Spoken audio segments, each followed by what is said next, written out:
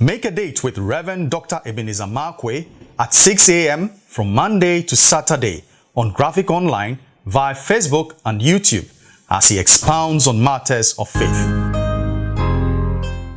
I'd like to capture my thought this morning with the word forgettable gravestones.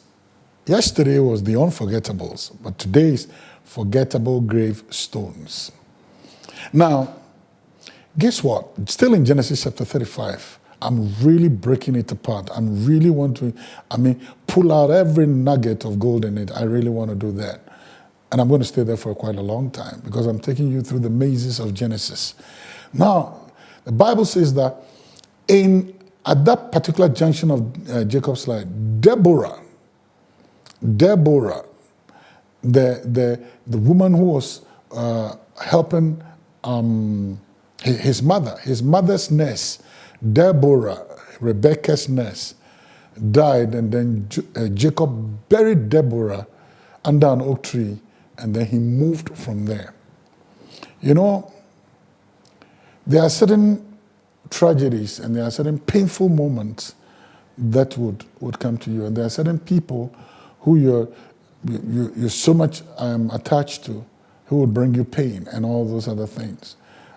But you know what? You can't move into tomorrow with them. One way or the other, you need to shut the door. One way or the other, you need to close the door on them. One way or the other, there are certain events, there are certain painful events. You can't tabernacle around those painful events.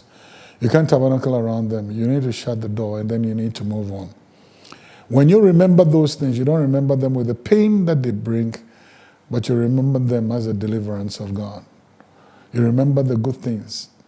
The Bible says Deborah, that was Jacob's mother's nurse, not his nurse, not his children's nurse, not his wife, but the Bible says Deborah, Jacob's mother's nurse.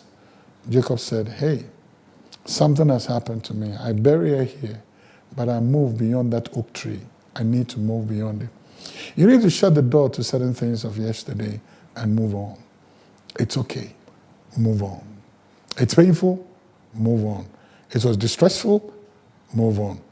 It was a torturous journey, a traumatic experience. Move on. That's what Jacob was doing. I bury and I move on. That's what the Bible says. Well, the choices are always yours. Choices are always yours. See you later. Please visit our website, graphic.com.gh, or follow us on Facebook at Daily Graphic and on YouTube and Twitter at GraphicGH. Subscribe now.